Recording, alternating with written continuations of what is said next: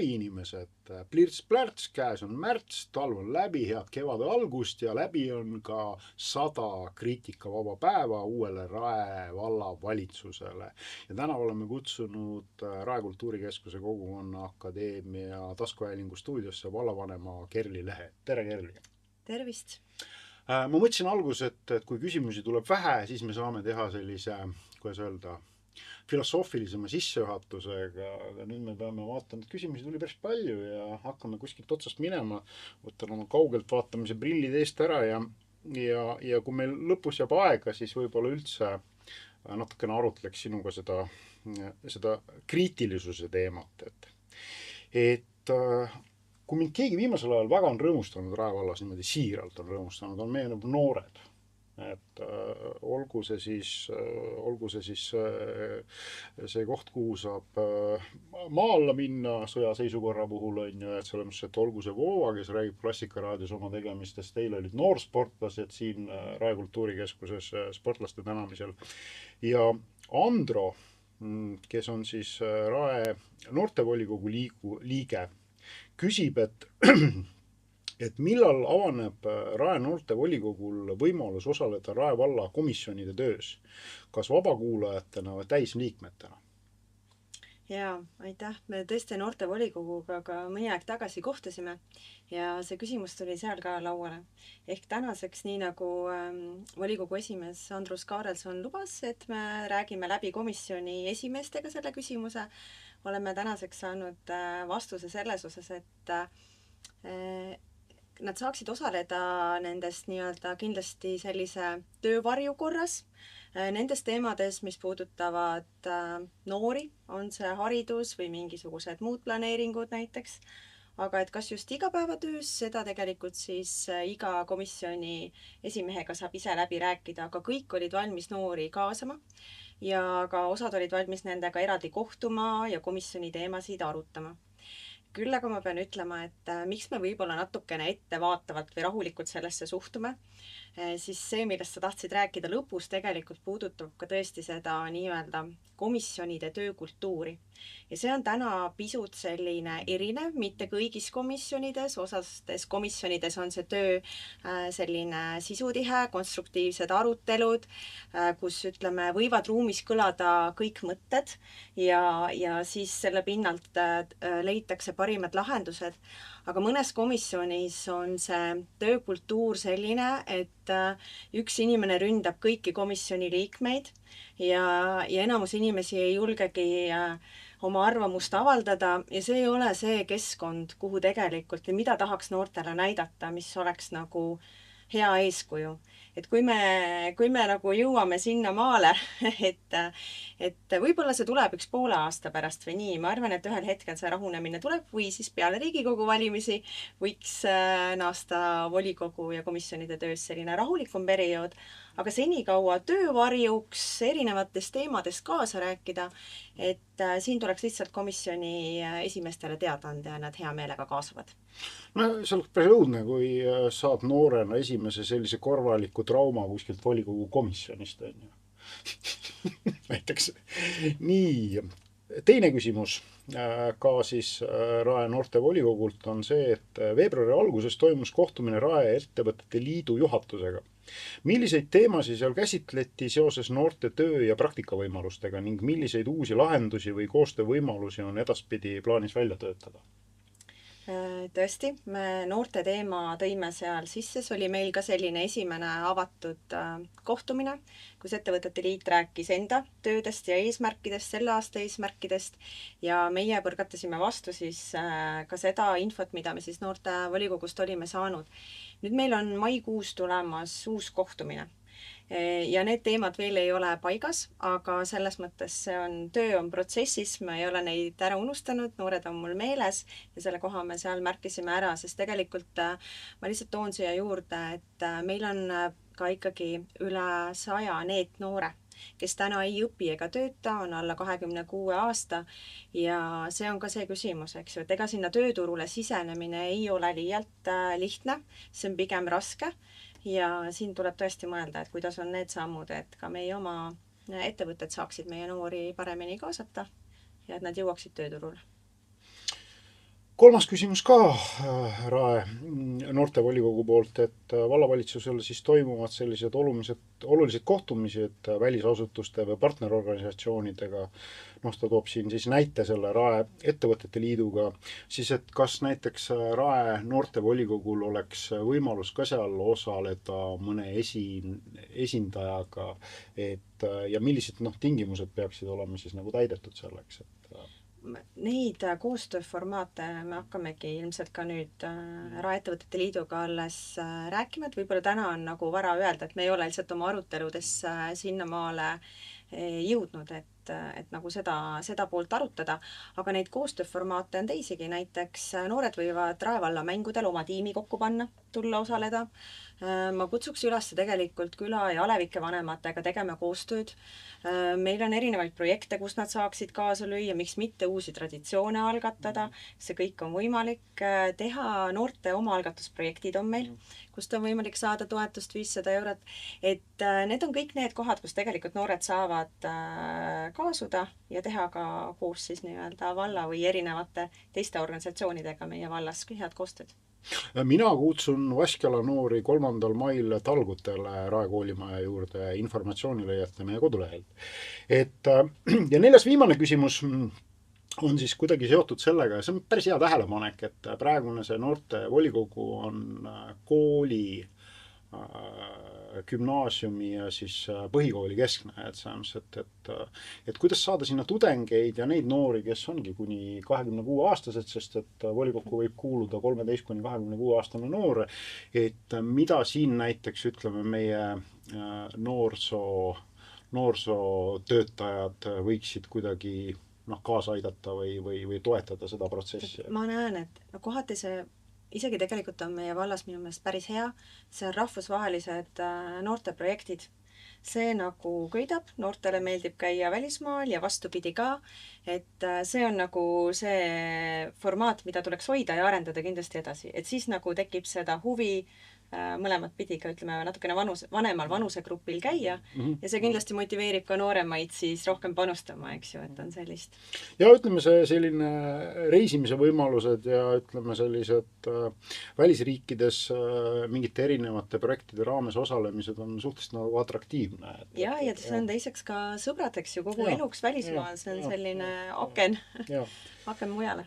Igatahes mina väga tänan Andro siin nende küsimuste eest. Mul on ainult hea meel, et meil on nüüd noortevolikogu selline, kes tahab nagu päriselt ka näha nagu komisjoni tööd, mis on nagu väga ju vinge. Ma pean ütlema Andro kiituseks, et ta on osalenud volikogus ja ta on seal ka ühe komisjoni liikmete valimisel osalenud täitsa nagu protsessi osana, kus ta sai templeid panna, nii et selles mõttes kui käia, siis avaneb ka neid võimalusi. Väga hea. Nii, Mart, et Võrklaev, et esitab järgmised küsimused. Ta esitab siis need küsimused niimoodi, et esitab küsimuse ja siis küsimuse juurde paneb ka kommentaari. Kõigepealt vastame selle küsimusele, siis ma loen selle kommentaari ja sa saad seda kommentaari kommenteerida. Nii. Et esimene küsimus väga lihtne. Kuna ma vaatan volikogusid nii online'is kui mõnikord järelvaatamises, et siis tegelikult see küsimus on mitmeid kordi olnud ja küsimus on sulle väga tuttav, et millal algab Raemõisa kooli ehitus? Ja, siis vastus ei ole ka nii ühe sõnaga ei saa öelda. Aga sellega on nii, et kuna meile selgus, et Raemõisa kooli ehitus on oluliselt kallim, kui see on septembris 2025 vastu võetud strateegias, et 18 miljoni asemel 40 miljonit, siis me olime sunnitud võtma korraks aja maha, et see kool jagada etapiliseks ehitamiseks. Mis see kaasa tõi projekteerimises korraks kõik peatus ja tuli siis kõik uued kommunikatsioonid teha seal, vesi, kanal, elekter, kõik need ühendused selliselt, et maju on võimalik nagu majaosasid teha erinevates etappides. See lükkab kogu selle maja ehituse protsessi pool aastat edasi. Nii et kui me räägime, ma ei ütleks, millal me ehitama hakkame, aga ma ütlen, et see projekt, Raemõisa kooli projekt etapiti ehitamiseks saab valmis 27 esimestel kuudel, esimene kvartal. Et sinna aega praegu. Teine küsimus on see, et millal avatakse Kindluse kooli laiendus, kui palju tuleb juurde õppekohti ning kui suureks kujuneb kooli lõplik suurus? Kindluse kooli laiendus saab valmis 27 alguseks. Et selleks hetkeks ja praegu ehitatakse sinna juurde siis 6 tavaklassi ja 2 väikeklassi. Mis see õpilaste arvus võib tähendada? Ma olen kultuuriinimene, ma ei tea selle haridust midagi eriti. Siin, see klassis... Kui palju see klassis on? 30 õpilast? Ei, see on ikka väiksemad. Ma jään sulle praegu oma kohaga selle võlgu. Okei. Tavaklassi suurused on need 6 ja... 20-30. Jah, siin. Okei. Ja nüüd on see kommentaar, et Mardi oma ja sa saad seda kommentaari nagu siis kommenteerida. Et on teada, et uus vallavõim on juba valimiste ajal seisnud vastu Raemõisa kooli ehitusele. Viimasel volikogul selgus vallavanem suu läbi, et sel sügisel tööd alustama pidanud Kindluse kooli laiendus 1. septembris, sulgudes oli nii eelmise vallavalitsuse plaanides, sulud lõppevad valmis ei saa. Kõige optimistlikumalt alles uue aasta alguseks. Põhjuseks tõi vallavanem põhjuse, et Kindluse kooli laiendus suurendati ja see võttis lisaaega. On siin, selles mõttes, et sa vist sellest... Siin on nüüd... Siin on, ütleme, see esimene asi on see, et ma saan aru, et te teete ju Raemõisa kooli, et ei ole selle vastu ju. Jah, me ei ole absoluutselt Raemõisa kooli vastu. Lihtsalt oluline on see, et Kindluse kooli ehitamine, see, et ta võis olla nagu kuskil aasta, ses mõttes nagu eelarve mõttes küll planeeritud algselt, et ta saab valmis septembriks, aga me ei hakka rääkima ka sellest, et Raemõisa oli planeeritud, et ta on tänaseks valmis, ta ei ole valmis ja kaugelt sellest, eks ju. Ja sama asi, kui mina tulin tööle, siis ametnikud ütlesid, et see ei ole võimalik, ta saaks seal juhul valmis aasta lõpuks, nüüd ta saab valmis aasta alguseks, eks ju.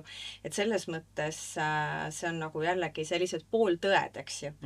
Et mängime pooltõdedega, aga me ei saa minna teatud protsessidest mööda, kõiksugused kooskõlastused ja asjad kuni selleni, et me saame koolile loa. Me ei saa avada kooli enne, isegi kui see kool füüsiliselt on ja see võtab paraku aega.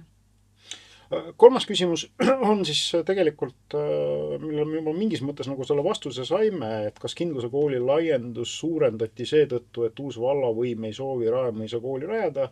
Ma saan aru, et vallavõim soovib Raemõisa kooli rajada, mitte küll sellisel kujul nagu eelmine... Me tegime 4 paralleelist, eks ju, 2 paralleeli, aga see nüüd ütleme rahalises mõttes ka väga suurt kokkuhoidu iseenesest ei anna, aga kas sa kordad korra seda Kindluse kooli? Et Kindluse kooli laiendust suurendati seetõttu, et uus vallavõim ei soovi Raemõisa kooli rajada. Ei, see vajadus tegelikult on hoopis teises kohas, jällegi me pärast jõuame sinna, kuidas nende pooltõdedega nagu mängitakse. Et Kindluse kooli puhul meil on kiire sellepärast, et Raemõisa ei saanud eelmise vallavalitsuse poolt õigeks ajaks valmis. Ehk täna minul on tegeleda ainult juba tulekahjuga laual ja need lapsed tuleb kuskile panna. Ja ma saan aru, et Reformierakonnal on väga hinge peal, et nemad vist tahaksid 2 vahetuses panna, sest nad kogu aeg küsivad mu käest. Aga mina ütlen, et mina ei taha lapsi 2 vahetusse panna ja selle jaoks me teeme endast kõik oleneva, et Kindluse saaks nii palju laiendatud, et me saame need lapsed sinna ära paigutada. No nüüd on see kommentaar seal, et Kindluse kool on rajatud 4 paralleeliga, ehk seal õpib juba praegu circa 900 õpilast. Kui seda nüüd veel lisaks rohkem kui 1 paralleelklassiga suurendada, kasvab kooli suurus 1300 õpilast. Hiljuti samas saates käinud sotsiaaldemokraat Triin Vihur, mul on väga hea meel, tuleb välja, et ikkagi meie seda taskuhäälingut vaadatakse, et tõi välja, et just kui kõik Rae valla uued koolid oleksid rajatud liiga suured, ühtegi teist nii suurt kooli Rae vallas ei ole, kui nüüd Kindluse kooli planeeritakse. Et ma saan aru, et siis et see õpilaste arv kasvab seal päris suureks. Jah, päris 1300 minu teada vist ei tule, aga ja ta mõnevõrra kasvab. Ja. See praegu hetkel veel meil neid lapsi on, kes lasteaiast kooli tulevad mõned aastad suuremal hulgal. Aga küsi ka seda poolt, et me võib-olla seda küll ei küsitud, aga ma lihtsalt mainin siia ära, et tegelikult selle kindluse laienduse osas me näeme nagu potentsiaali tegelikult ka riigigümnaasiumi filiaalile ja me oleme praegu Haridusministeeriumiga seda läbi rääkimas, et ilmselgelt riik ei taha meile veel ühte riigigümnaasiumit rajada, aga filiaali ehk on nõus rajama ja lapsi meil sinna jaguks, et selles nagu küsimust ei ole. Et selle nimel me teeme ka tööd. No ma mõtlen seda, et ega see kindluse kool peab ju kasvama nii või naa, et kuna ju Järveküla kasvab ja kasvab, et ma kuidagi, et sellele tuleb nagu mõelda ju. Ja nüüd need kõik lapsekesed, kes lasteaedasid enne kõik soovisid, et hakkavad nüüd ju otsapidi jõudma sinna kooli. Et 4. küsimus. Kuidas läheb see kokku varasema vallavalitsuse praktikaga, kus pigem rajatakse Rae valla mõistes väiksemaid circa 3-4 paralleelklassiga koole ja hajutatult, et lastel oleks koolis võimalik käia jala ja jalgrattaga? Praegusel kindluse poole peal, nagu ma ütlesin, et tegemist on tulekahju lahendamisega, kas see on ideaalne, ei ma selle koha pealt ei anna oma hinnangut. Lihtsalt see on võimalik parim lahendus, mida me saame pakkuda. Ja täna on nii, et kindluse tiib on ehitatud, eks ju, ta on 2 korrust ja seal tõesti vahetunnil on 900 õpilast. Ja arvestades, et nüüd suuremate laste osakaal ka kasvab järjest, siis olekski võimalus need suuremad lapsed viia tegelikult täiesti omaette maja tiiba ära, see, mida me ehitame laiendusena ja väiksemad saaksid omaette, et see juba nagu natukene ka vanuseliselt oleks selline jagunemine ja hetkel direktor näeb, et see oleks päris hea lahendus, nii et tekiks nagu selline algkooli ja siis sealt 1. kuni 4 klassi on ma ei tea, kuidas see piir jah, aga selles mõttes, et oleks võimalik siis nagu suured ja väikesed natuke lahus hoida. Kõigil on ruumi rohkem. Siin on ka siis kommentaar, et juba praegu on Vana-Tartu maantee 1. kooli ja lasteaia algusaegadel tänu kindluse kooli Järveküla aia paiknemisele ja valla elanike tööle liikumine päris tihe liiklus on seal. Nüüd sellises mahus kooli laiendus toob kindlasti suurel hulgalt autoliiklust juurde, sest kasvavast Rae külas peavad lapsed kindluse kooli liikuma bussi ja vanemate autodega. Seal liikuvusprobleem on täna ka tegelikult juba olemas. Päris mitmel arendajal on seal kohustus arendada välja neid ristmikke, mis tegelikult just seda liikuvust seal parandavad. Nii et ma loodan siis, et arendajad ka on usinud oma plaanid ellu viima ja meie igalt poolt toetame, et see võimalikult ruttu teoksaks. 5. küsimus on siis ka seotud tegelikult selle sama, ütleme, liikuvusega, et kuidas on see mõistlik laste heaolu, õpitingimusi, liikuvust, vanemate ajakasutust ja valla säästlikku liikluskorraldust arvestades nagu, et ja selle juures on ka siis kommentaar, et oluliselt mõistlikum oleks rajada kiiresti sulgudes nii nagu see eelmises vallavalitsuse plaanides 2 paralleelklassiga sulgudes laiendamise võimalusega Raemõisa kool, mis on kasvava Rae külale lähedal ja annaks võimalust käia lastel mugavalt kodulähedases koolis, samuti looks Rae küla kogukonnale sportimisvõimalused. Küsimus, ja ma saan sellest küsimusest aru ja see on, mida me kaalusime ka, aga tegelikkus on midagi muud, sellepärast, et kui me algklassid vajavad hoopis teistsuguseid tingimusi, me peaks ikka meil tegema aatriumi, ikka peame välja arendama kogu köögibloki, aulabloki ja spordisaali bloki. Ainult see, mis siis puudutab natukene siis vanemat vanust sealpool, nemad vajavad juba klassidena hoopis teistsuguseid klasse, füüsikaklassid, keemiaklassid, puutöö, seal tulevad nagu erinevad nüansid, nii et tegelikkuses ehitada lihtsalt midagi valmis, mis on väiksem, see võib meile hiljem osutuda kooli nii-öelda funktsioneerimise mõttes kulukamaks, sest mingid poolikud lahendused, ventilatsiooniga pärast, mingid kütteprobleemid, need on tegelikult asjad, mis meil juba mõnest kohast joonistuvad täna välja, mis on sellise kui hakatakse kuskilt nagu kiirkorras tegema nagu neid asju, et mõistlik on need ikkagi rahulikult läbi planeerida ja teha sellises loomulikus etapis. Ma saan aru, et see hirmu küsimus on kas Raemõisa, et äkki ta ei tule siis on ju. Aga ma arvan, et ikkagi oluline on lõpuks, et on ka see kool kvaliteetselt ehitatud ja ta püsiks meil kaua. No, loomulikult. Et teeme neid valikuid. ma küsin niisuguse täiesti nüüd asjatundmatu küsimuse, et ikka kostub mu kõrvu aeg-ajalt see jutt, et nüüd neid väikseid lapsi enam nii palju peale lasteaedade jaoks ei tule, et see on nüüd täiesti asjatundmatu küsimus nagu, et selles mõttes, et kas nüüd vabanevaid lasteaiaruume kuidagi ei saaks kasutada algkooli jaoks või olen ma puus praegu täiesti? No Peetris võib-olla juhtub alles 4-5 aasta pärast. Et seal on see piirkond, kus täna meil on koolikohti vaja, siis vastus on ei, eks ju. Kui me räägime Jüri piirkonnast, siis see oleks võib-olla mõeldav algklasside mõttes lähima ka 2-3 aasta jooksul, aga meil on koolikohti kindlasti täna Vaidas, et kui need lapsevanemad, kes soovivad oma lastele rahulikumat looduskeskkonnaga koolikohta, siis see on nagu nende võimalus. No, eks ole siuke keeruline teema jah, et selles mõttes, et noh, ma mõtlen nüüd oma kasutütrele, kes hommikul ärkab kell 6 ja sõidab Kiili kooli ja tuleb iga õhtu sealt koju bussiga nagu, et selles mõttes. Nii et see on nagu noh, kui niimoodi hakata mõtlema, siis võib-olla need distantsid siin valla, et kui ma olen Jüris näiteks, et kaugel see Vaidaselt ikka on siis nagu, et sellest. Agu Laius soovib jõudu vallavalitsusele oma töös. Küsiks aga, et kuivõrd pidevalt esile toodava eelmise vallavalitsuse koostatud eelarvestrateegias kavandatud investeeringud ja nende rahalised kalkulatsioonid on olnud tõesed ja realiseeritavad või on tulnud teha olulisi korrektuure. No me tegelikult juba natukene vist saime aru, et neid korrektuure on tulnud teha. Jah, võib-olla kõige nagu üllatavam oli see, et eelarvestrateegia kinnitati ära septembris 2025 eelmise vallavalitsuse poolt ja et siis nagu juba detsembris tulid nagu välja, et need numbrid ei vasta seal tegelikkusele.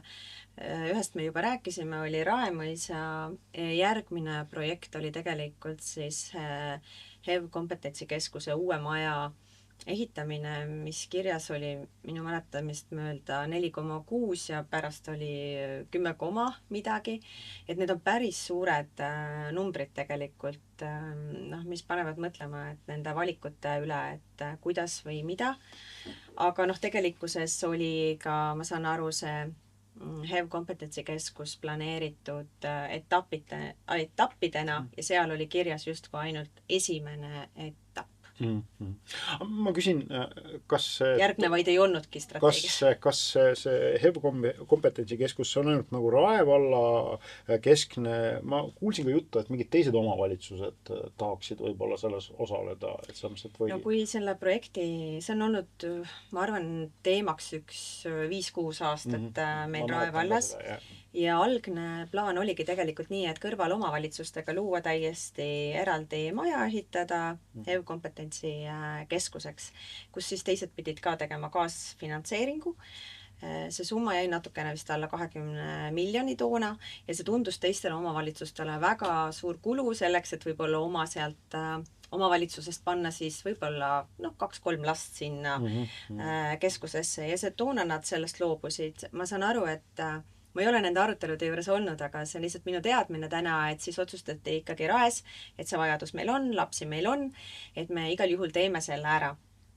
Mahud tõmmati väiksemaks, aga ütleme, et see on meile ka täna olnud üsna suuramps. Lihtsalt vahepeal võib-olla mida ette ei vaadatud, oli see demograafiline olukord, mis on loonud võimaluse, et meil on võimalus see HEV kompetentsikeskus teha ära nüüd ja varem ja koondada ta Taaramäe lasteaeda, kus täna on hooldusõppelapsed, tuua sinna juurde rehateenused, mida need lapsed tegelikult vajavad ja lisaks siis tagada ka see, et neil on pikapäevarühm. Ja tegelikult sellest Taaramäe me ei saagi enam rääkida, ütleme, et ta on Taaramäe hoone, millest tegutseb ühel pool siis veel lasteaed ja teisel pool Jüri kool. Et see on nagu selge, et me tegelikult räägime Jüri koolist mitte enam selles kontekstis lasteaiast, vaid Jüri kooli filiaalist.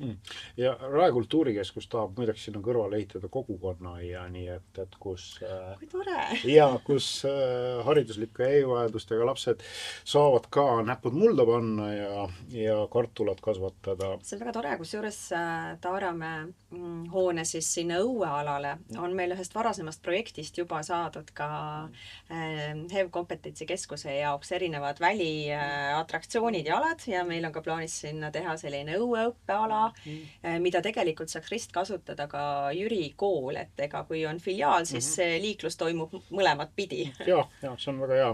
Miks isegi praegu olin üllatanud, et seal on nagu kanad ja jänesed ja selle koha pealt on kaasaegsed lasteajad hästi lahedad, et see Taaramäe või Võsukese, et käid, vaatad neid kasvuhooneid asju, et me kasvatame tegelikult üles väga lahedat põlvkonda. Triin Vihur küsib sellise küsimuse või õigemini 2 küsimust. Tal on siis, või ütleme 2 näidet on siis nagu. Mida plaanib vald teha, et eelmiste vallavalitsuste möödapanekuid lasteaedade koolide ehitamise neutraliseerida ning lapsi õhusaastatuse eest kaitsta? Näiteks 1. Rae gümnaasium on ehitatud tiheda liiklusega ringtee, Romula, elektrijaama ja masti vahele. Sulgudes on näiteks 11.01.2026 kukkus mast Viimsis raudteele, tõenäoliselt põhjustas masti kukkumise tuline ilm.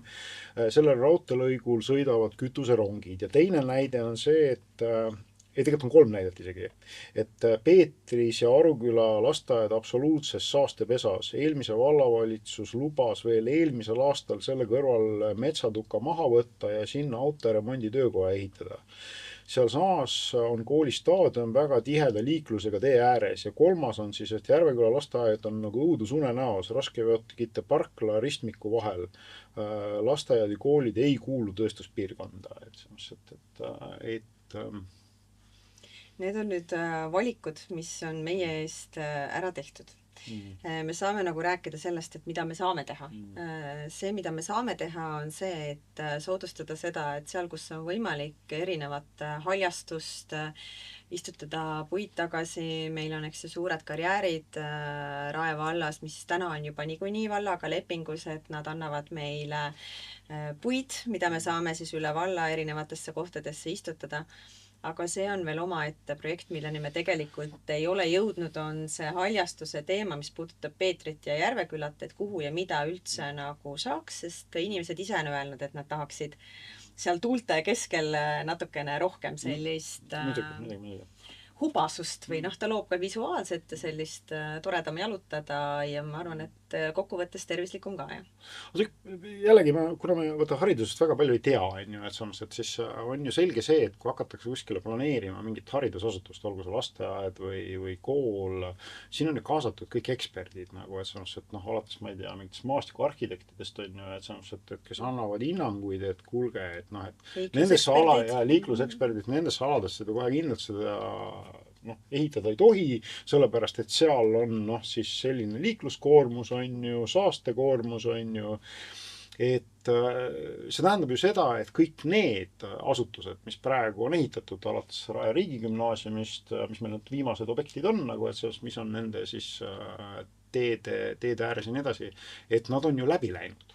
Et eks seal siis ei ole seda probleemi tegelikult või kuidas oskad sa seda kommenteerida? Mina ei tea, sest mitte midagi. Ma ikkagi usun, et meie ametnikud kõik on pädevad ja need institutsioonid, kes väljastpoolt annavad kooskõlastused, transpordijaamet, eks ju, või mis iganes, et siis ma usun, et ta tegelikult on seal normide piires ja vastab, aga võib-olla see visuaal ei ole see, kus me tahaksime selles keskkonnas oma lapsi õppimas näha, et siin ilmselt selline väike konfliktikoht on. Kui me koolid viime kaugemale, nagu võib-olla Lilleoru on, eks ju, täna hommikul just käisin, et siis rohelust on rohkem, aga ütleme, et ligipääsetavus on jällegi teistpidi küsimus. Et loomulikult, kui vaadata nüüd seda niimoodi sukse pilguga sealt kõrvalt, et on see Rae riigigümnaasium, siis on tõesti see elektrimast seal, siis on teispool teed on tammik, et 5000 aastat vana on ju, või veel vanem on ju, et see siuke päris huvitav hõllandus tekib seal. Ja minu selle konto all viimane küsimus ja see puudutab siis Patika küla arenguplaane. et millal on realistlik oodata ühiskanalisatsiooni rajamist Patika külla ning kas selleks on olemas konkreetne ajakava või investeeringute plaan? Saan jällegi jagada seda teadmist, mis mul täna selle Patika piirkonnaga on. Praegu hetkel, seal on nagu mitu sellist erinevat punkti, mis on omavahel seotud. Tegu on kõigepealt põhjaveevarud on nagu üks pool, et sinna saaks trassi ja vee. Kanalisatsiooni poole aitaks meil välja ehitada nii-öelda arendaja, aga tema jällegi ootab selle uuringu taga, et me ütleme, et meil on põhjavett piisavalt, et kui ta sinna selle investeeringu teeb, et siis me tagame talle vee ka, mitte et tal on kenad krundid, eks ju, majad peal, aga vett ei ole. Ehk nokk kinni, saba lahti. Ma loodan, et aasta pärast on meil see põhjavee uuring olemas. Selle pinnalt siis saab juba arendaja teha nagu selge otsuse. Tegelikult ma saan aru, et tal see huvi on. Lihtsalt ta tahab seda kindlust, et see vesi on tal seal olemas. Kui me täna puhtalt kanalisatsiooni ehitaksime välja, see liitumine saab olema Vaida poole, siis tegelikult selle piirkonna kogu kanalisatsiooni ja vee hind tõuseks väga-väga kõrgeks kõigile tarbijatele. Et see väljaarendus seal nagu saaks tasutud. Isegi kui me selle kogu Rae valla peale jagaksime, oleks see nagu meie vee hinnale väga-väga nagu kõrge. Nii et ma loodan küll, et me põhjaveevarudega on nii palju hästi, et me saame sealt positiivse tagasiside, mida anda arendajale ja siis saaksid järgmised arendatavad sammud edasi minna. Patika piirkonna teema on tegelikult nii minul kui abivallavanem Ain Pökleril meeles ja nende inimeste mured on meile väga hästi teada. Nii et me ei ole teid unustanud ja oleme selle teemaga ka juba selle esimese 100 päeva sees tegelenud. Mida ma siin vahepeal tegin, et ma kuulasin sind, aga siis ma vaatasin kõikides nendes kohtades, kuhu ma selle meie reklaamvideo üles panin, et kas sinna on küsimusi tekkinud, sinna küsimusi ei ole tekkinud. Räägime sellest kriitikast üldse võib-olla. Mul oli üks siuke... Ma käin Jüri koolis, annan 9. klassidele valikainet praktilist prompti, mis on tehisaruga seotud, nagu et iga nädal käin seal korra. Ja see, mida ma kogu aeg räägin neile seda, et te peate kogu aeg kõike kontrollima, olema kriitilised, analüütiliselt mõtlevad ja nii edasi ja kogu aeg kordan seda. Ja siis, kui ma olin juba 35 kord seda öelnud, siis ma jäin nagu mõtlema hetke selle peale, et tegelikult nagu see ei ole väga hea mõte. Keegi ei talu mingit kriitiliselt analüütiliselt mõtlevaid tüüpe. Ehk siis siin me jõuamegi nüüd natukene selleni, et sa ilmselt Kerli saad aru, et kui on olemas selline, nagu kuidas öelda, kus me proovime oma sükse analüütilise ja kriitilise mõtlemisega olla natukene lähemal sellele objektiivsele pildile. Et sa juba enne siit jooksutasid läbi, et selle agentsuse ja pooltõed on ju, et alati tegelikult, kui keegi midagi kritiseerib, siis me ei pea nagu võib-olla isegi kuulama niivõrd, milles see kriitika seisneb, kuivõrd me peaksime küsima, mis agentsus seal on. No, et ma just täna kuidagi mõtlesin selle peale, kui ma lugesin ühte postitust ja ma mõtlesin, et issand küll, kui halb on see, et sa magad nagu hea võimaluse maha, et sa oleks võinud täiesti rahulikult öelda, et me tegime jube head tööd. See räägib praegu opositsioonist, jah? Ja, et me tegime jube head tööd, nagu et selle tulemusena sündis üks see asi ja täna on see avamine. Nagu, aga kui sa paned sinna mingi sükse kibestumuse noodi või siis sa ise nagu teed endale nagu karuteene sellega, aga see sama, et need pooltõed, et kuidas sulle tundub, said sa üldse see 100 kriitikavaba päeva? Ei saanud. Ei saanud. Okay. Kindlasti ei saanud. Seda ei olnud. Ma ei saa öelda seda kõigi opositsiooni liikmete osas. Et jah, mõni pidas sellest kinni, mõni lubas pidada ja pidas ka. Aitäh selle eest. Aga selles mõttes konstruktiivne kriitika on ka tulnud sealt suunalt ja see on ka väga, see on tervitatav. Kui tõesti näed kohta, kus tule näita ja aita ja saabki tehtud. ma ise loodan ka, et läheb nagu koostöisemaks, aga ma pisut arvan, et ka mitte, sest Riigikogu valimised on ukse ees ja selline jagelemine ja võistlus. Mida ma näen, on see, et meie Rae valla poliitikakultuuri on tulnud just seesama, mida ma ütlen, pooltõed. Ehk midagi on tõsi, aga ja seda teist poolt esitatakse faktide pähe. Et kui sa küsid, et mis on esimene küsimus, mina tahaks kodanikuna, ma küsiks, et aga faktid. Et noh, volikogus kõlavad kuuldused, kuulujutud, kuidas nad neid kõiki asju nagu nimetavad. Aga noh, see on selge, et seal nagu toimub manipulatsiooni inimestega, kellel tegelikult ei ole sellest olustikust või teadmisest nagu täit pilti. Sageli, kui me räägime isikuandmetest, personalipoliitikast, ei ole vallavalitsusel võimalik ennast kaitsta, sest mina ei tohi öelda, miks üks või teine inimene töölt lahkus, mis oli selle põhjus, tegelik põhjus. Ma ei saa ja ei tohiks. Teine pool sellest minu meelest on, see on jällegi, mina ütleks nagu kultuuri küsimus, et lahkunud vallavalitsuse liikmed ei peaks küsima ametnikelt küsimusi, mille kohta nad tegelikult infot ei tohiks majast välja anda. Et see tegelikult nagu, no ütleme, et inimesed võiks nagu selle üle juurelda, et kui selline info liigub või siis opositsioon omab seda infot, mida ta tegelikult isikukaitse andmete mõttes võib-olla ka üldse jagada ei tohiks, siis ta pane mitte ohtu ainult, eks ju, iseennast, vaid ka nagu ametnikud. No ma vaadates neid volikogusi, et olen aru saanud, et see uue vallavalitsuse nagu siuke personalipoliitika on ikkagi saanud nagu päris korralikku siukest turmtuld nagu, et see on alati nagu natukene keeruline teema, et mis puudutab inimesi, noh, ütleme, kes meie ümber on ja kes teevad tööd ja noh, et see ongi, see ei ole üldse lihtne, et aga ma mõtlen nagu seda, et kuidas nagu see, et jällegi, et noh, et see siuke, mis siis teha saab nagu sellega, et ütleme, et sa ei saa ennast nende pooltõdede eest kaitsta, kuna see puudutab mingit teatavaid isikuandmeid ja nii edasi, aga mis teha saab üldse? Saab lihtsalt öelda, et see on pooltõde, aga me ei saa seda kahjuks kommenteerida või kuidas sa kaitsed ennast üldse? Ega muutmata ei ole, kui sa teed tõesti need konkursid on ju ja kõik, et see, millest näiteks pooltõena räägitakse, tuuakse välja. Noh, minu meelest erakondlik sildistamine on üks selline asi, millest ma tegelikkuses ei saa aru.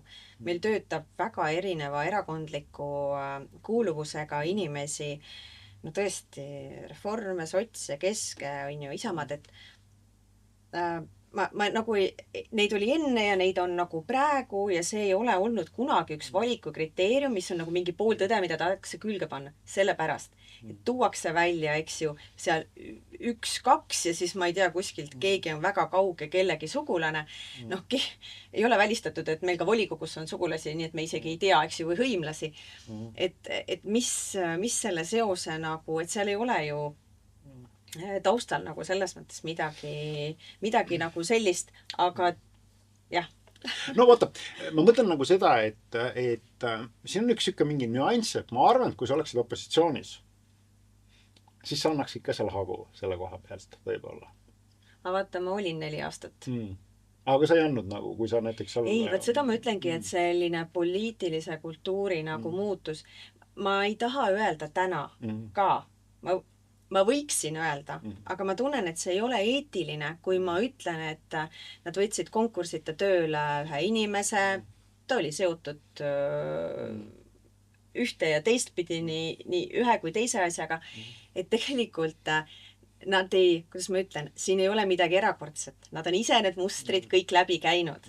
Aga võib-olla see ongi see trikk, et sa eeldad, et teised käituvad samamoodi, nagu sa ise käitusid. Kuidas koalitsiooni tervised on? Tänan küsimast. Väga hea.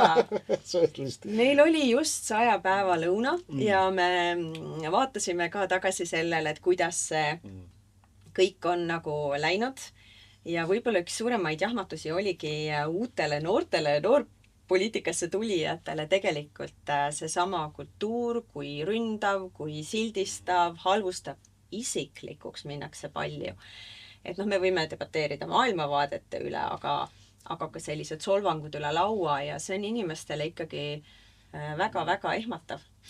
Aga et jällegi, et ma küsin, kui palju sa tunned nagu seda üldse, et näiteks selle 100 päeva raames, et see kriitika näiteks protsentuaalselt sinu jaoks on olnud nagu sihuke adekvaatne? Päriselt ka, et noh, seal ongi probleem nagu, et või ütleme, see 100 päeva on liiga lühike aeg, et seal mingi ilgelt kähkiga hakkama saada, kus sa tunned, et nojah, et see kriitika ongi õige. Et see on lihtsalt. Issa, kui keeruline see on öelda seda. On olnud ka õigustatud kriitikat, nõus, aga me teeme ju paljusid asju esimest korda. Et kas saab paremini? Kindlasti saab. Milleni me jõudsime ka koalitsiooniga rääkides, et see areng on tegelikult olnud nagu väga kiire. Ja samas on ju väga palju ära tehtud. Et olgem ausad, et kui me 100 päeva jooksul hoiaks seda tempot, siis võib-olla oleks 4 aasta plaan tehtud, ma ei tea, 2,5 aastaga. No seal on alati võimalus ka see, et te saate kõik insuldid, on ju, sest ma päris tõsiselt vaatasin seda, et no, et esiteks sa külastad päris intensiivselt ka meie kultuuriüritusi, ilmselt oled ka homme tulemas Patika koorijuubelile võib-olla.